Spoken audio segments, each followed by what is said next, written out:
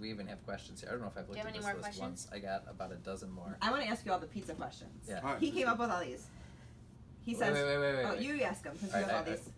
Just to get a professional opinion on the matter. Crust. Should the crust of a pizza be eaten? Please tell him yes. Always should. Well, don't. No. I feel that it always should. And we talk about the Chinese and all that and disrespect and all that. I'm not going to go that far, right? It's not disrespect if you don't eat the outside edge of the crust and you leave it in your plate. My 7-year-old does it and it drives me insane, right? But I also think that if you're going to eat a pizza is built on that crust. And that crust is the platform of it. And everything that goes on top of the pizza should be a complement to that dough. So if you're not eating it, you're missing it. And if you're not eating it, is it because you're eating a shitty pizza, right? Because if you have a really good one, that crust is going to be light and airy and crispy and flavorful and delicious at the end of the day. So when we talk about it, but going back, talking about Naples, if you go to a pizzeria in Naples, especially that there's still pizzerias that are almost 300 years old in Naples, the historic ones, you go in, every table has a nail in the side, and sometimes there's even a bucket. Well, back in the day, people go out for a pizza, maybe a woman would say, I'm just going to eat the pizza, but I'm not going to eat the crust. Well, they wouldn't throw that out. They would take that crust and they'd throw it in a bucket. And at the end of the night, the restaurateur would collect all those buckets, they would put them on the front stoop, they would shut the door, shut the lights, and go home. And then, again, people that were too poor, didn't have food to put on their table, after a while, they'd come out and they'd go and they'd collect all the little scraps out of those buckets, and they would use that as bread. So it's not something that you invented, that you're not the only one. This is going back 300 years, right? But again, to me, it's one of those things that, all right, why don't you eat the crust? Because he thinks it's a handle. He thinks it's a handle. He eats around it and then discards it. Yeah, I mean, and then I just eat it off of his. I haven't thought deeply about this, but I thought of it as like there's a certain amount of real estate in my stomach, and I have reserved it for the dough with the toppings on it. And once you get to the edge where it's just the crust, I've decided to set that aside. But if the pizza is here's again. But he hasn't thought about it. But if the pizza is built properly, right? I've had some excellent crust. There's gonna be sauce and residual cheese on the edge, and that's usually, to me, one of the best bites, because by the time it gets to the edge over there, that sauce is a little charred up, that cheese is a little charred up. It's not just a piece of bread, all right? Think of it like as a breadstick. I'm trying to come down as in whatever it resonates to you.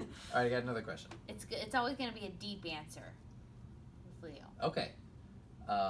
Cold pizza. Growing up, my sister would eat the leftover pizza in the morning, wouldn't even heat it up straight out of the fridge. I'm one of those guys. Okay, interesting. And I always thought, like, how could you not warm it up? Like, I'll eat it for breakfast if I need to, but... Can I tell you a hack that's so amazing? I don't know if you guys have a cast iron skillet at home, but if you don't have a cast iron skillet, get yourself a nice frying pan, warm up the frying pan or the cast iron skillet on the stove, and rewarm your cold pizza in there. Instead of putting it in the oven, it changes the whole thing. I'm not going to tell you about it, just do it and then tell me about it. It's amazing. Put it on Instagram. All right. Yeah. But as far as the cold pizza goes for Leo eats everything cold, room temperature or cold. His coffee, his food, his everything. He's not a hot. It's more of a Leo thing, maybe. I don't eat anything hot. But I think it's another thing that goes back to the whole chef and culinary world, because in a busy restaurant or the hair world, you're eating in a hand. You're eating maybe sitting on a bucket. Or in 2 minutes. Right? You're not sitting down and saying, I got a half-hour break. Like, this is one of the things now that it's taken a lot for, guys that we talk, the old school guys and the new guys that say, oh, this guy says, looking at his watch, I need a half-hour lunch. I get a 15-minute break coming. What are you talking about? Like, when did we ever take a break? It's a different world now. So I know we're kind of digressing, but again, I think it all kind of goes into I pride myself in being able to eat a protein bar, pee, maybe text Leo all in like 5 minutes. Then you got a job to do. Yeah. So think on a wedding day, there's no time to like pee or whatever. You got to do your thing, and when you're done, I've eaten dinner like on a plate, like in a hallway on a bucket, like same thing, like real cold. I never eat anything hot. All right, so last pizza question. I got a few more, but maybe I'm most curious about this. So I've been to different cities, had different styles of pizza, and there's one city that I ate it and my family ate it, and we all agreed it was. Oh, you were like livid. The worst pizza You're that not we even an had. angry person, and you And were it angry. was, but it was explained to us that was that city's style. Was it St. Louis? It was St. Louis, yes. St. Louis is a different pizza. Yes. And Wait, there's I'm so glad that let's- you guessed the city. I had I feel validated already. I had a client who was getting shampooed who said, "Can you text your husband? I have a volleyball tournament in St. Louis with my kids, and That's we funny. need a good place to go to pizza." So I like, yeah, all right. So I said, "I'm sure he'll know." So I text him, and he says, "They don't even use real cheese." That's what it tasted like. You know, so so all right, so And actually, I think it said their pizza is bullshit. it is. They don't even use But real no, cheese. it's not bullshit. All right, it's actually a pretty close cousin to our Chicago tavern style pizza, but they use a cheese, and it's loved out there. It's just like us being from Chicago and saying, all right, I love a deep dish pizza, I love a stuffed pizza, or I love a thin crust. This is what we grew up on. In St. Louis, they use a cheese that's similar to Velveeta, right? They don't call Velveeta cheese; they call it like a cheese food, right?